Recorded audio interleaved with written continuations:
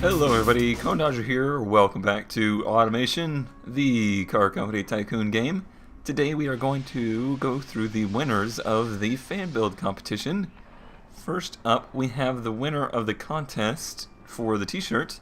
That was just open to everybody that had a submission in general, and I threw those into a randomizer, as you can see here on screen. And the winner of that was Trifler.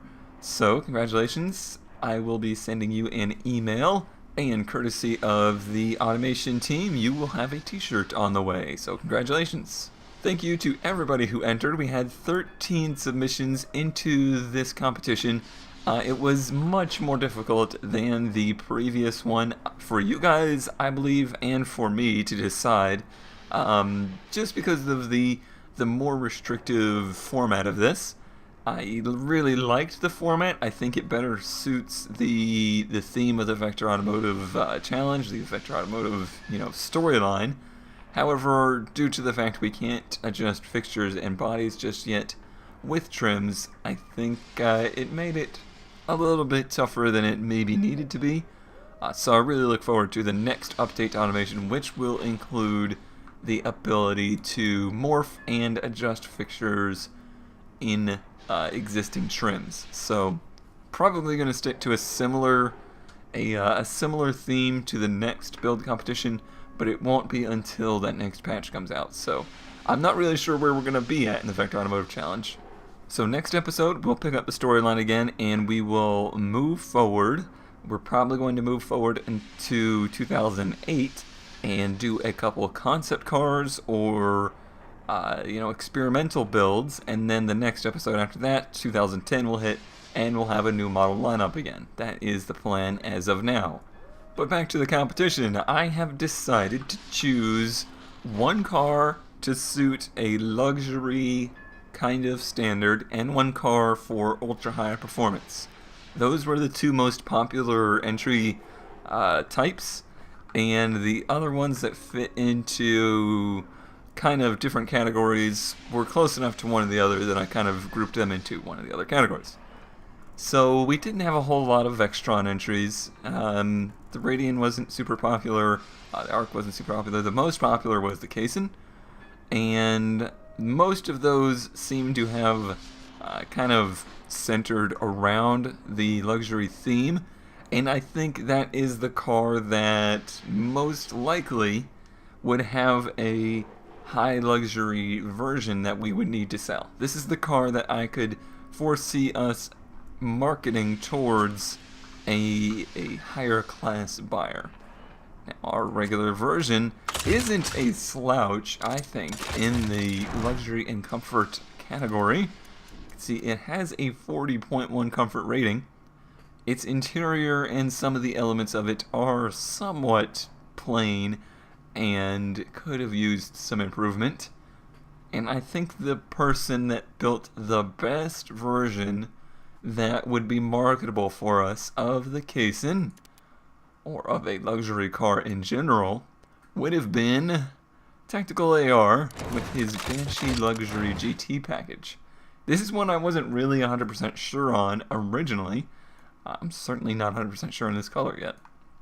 In fact, Tactical, I'm sorry, I'm gonna change color. And the reason that I chose this one is that it has enough separation from Vector's car. I think that is one of the most important elements of this competition, was that you needed to be able to make a car that wasn't going to compete necessarily with our car. This is a car for a completely different buyer. The price is significantly higher, but you're getting a significant amount of improvement for that price. So we're talking $7,000-ish just in total cost of upgrades. So we could be talking tens of thousands of dollars in a package deal for this car. Holy zoom, Batman. But for that, you're getting not only an improvement in sportiness and drivability, you're getting a performance upgrade, you're also getting a massive upgrade in your comfort. That's going up to 47.8, But overall, the car in general has more luxury style options to it. It has things that we aren't necessarily offering, like sat nav and a super high trimmed interior. Those are things that Vector aren't necessarily offering just yet. However, the car stays true to our kind of roots and is extremely sporty and drivable. Some of the other cars were extremely sporty and drivable, were extremely sporty, but they lost out in drivability, and that worries me. I don't want buyers to be intimidated by the cars. Not so much by the luxury entries, but a lot of the sport entries definitely fell victim of that.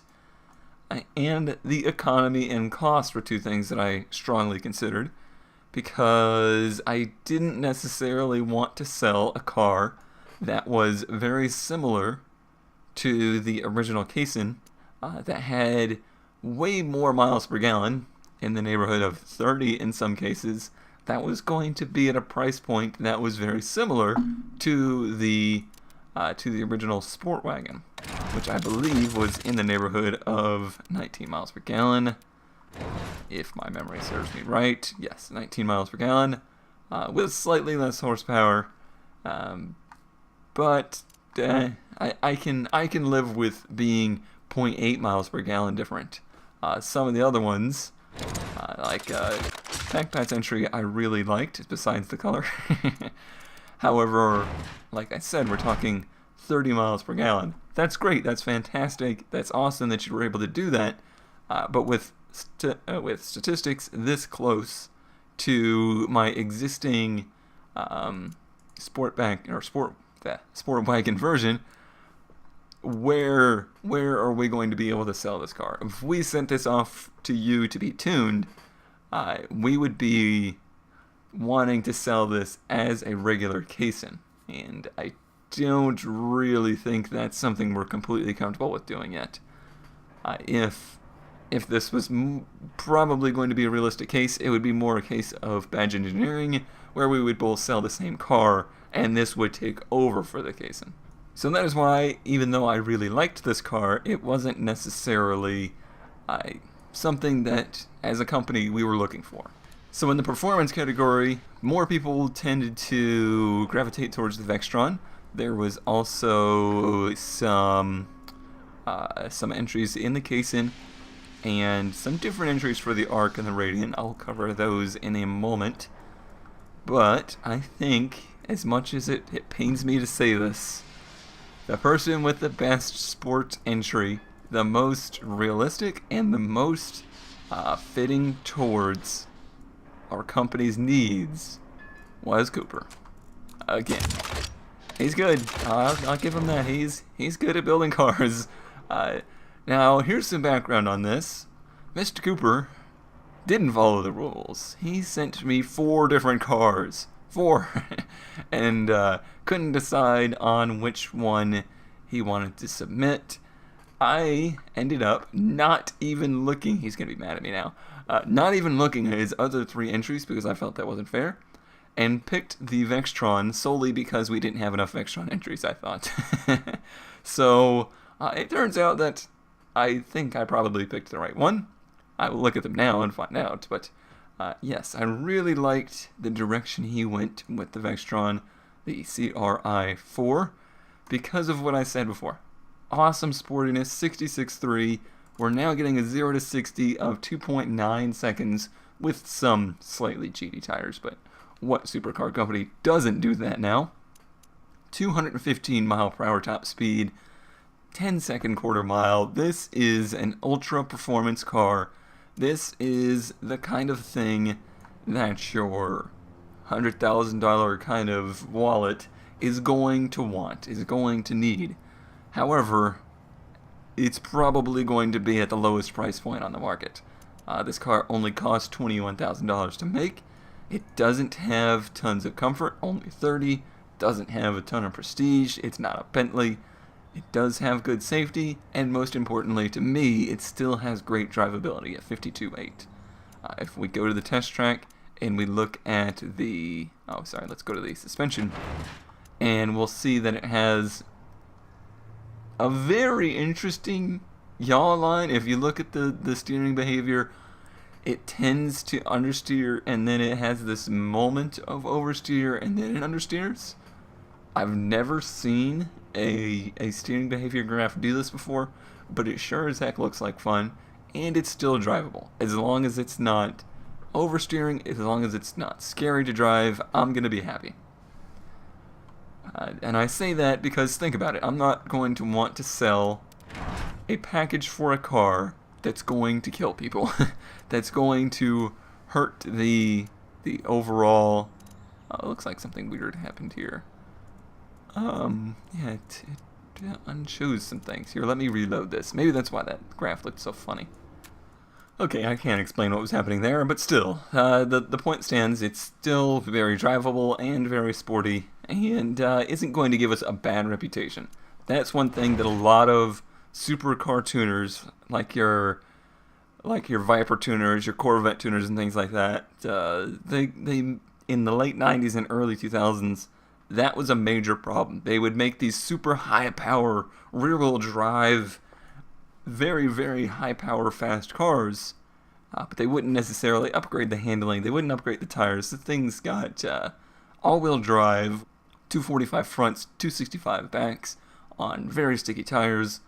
This is a car that, although it has super high power, is very fast, is still very drivable. It may not be as fun, wild, and crazy as some of the, higher power rear-wheel drive versions, but it's something that you can actually use, and that's the kind of car I want to build. So there you go. That is why I have chosen the CRI-4 for the, super performance package for Vector Automotive. I am indeed only going to choose 2. I would like to choose more, but I don't think our company is at that point just yet. There was other very awesome entries. I was particularly a fan of the Ecohatch sequential, or really any of them, the builds of the Ecohatch Arc. I thought this was a very awesome idea. It certainly fills a need for Vector. However, I don't think we are ready for this. We may not be able to market this car in our company just yet. I am not particularly worried about our economy rating at this point. I don't think we've gotten big enough. We're not selling enough volume yet to be too terribly concerned about it. And we did introduce the 4-cylinder option on the Vextron and things like that this year, so certainly improved our economy all around. So for 2008, we may pair up with Trifler Technology Group and offer an entire lineup of our models as super eco versions. We'll be able to market them as hybrid competitors using pure gasoline engine power. And I think that would be a neat market. I think that would be a cool place to take the eco market and really take the fight to those Japanese manufacturers that in 2008, 2010 had really started to push the hybrid technology. But I think it would be cool for our company to try and push the high economy performance market. And in 2008, that's probably not a thing that had really been discussed quite yet. Honda had tried, they had things like the CRZ, but overall, those cars were not fun to drive. They were not performance oriented. They were mostly this oriented. The other most notable entry, I think, was the Rally. Unfortunately, I don't think, again, that our company is at this point just yet. But this has completely inspired me to probably do something cool in the future. So look for a return of this theme in the future within the company and within competitions and things like that. I've got some ideas cooking for things of this nature. If we had the body morphing available, I probably would have chosen this car as the performance entry, because I really like the idea of that low production number, super rally version of the Radian. I think that would be a cool thing to market.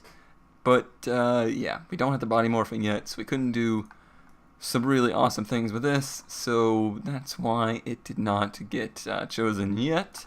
But Boosted 7M, as we move into the future with the Vector Automotive Challenge, certainly keep this idea alive. You may have a jump start on something that will be coming up.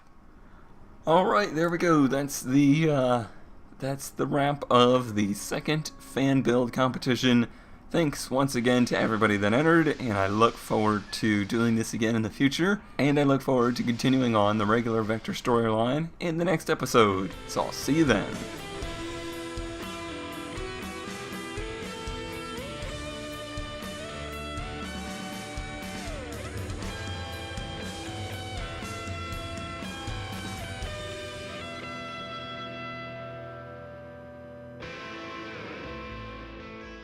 Five fronts and 265 slacks.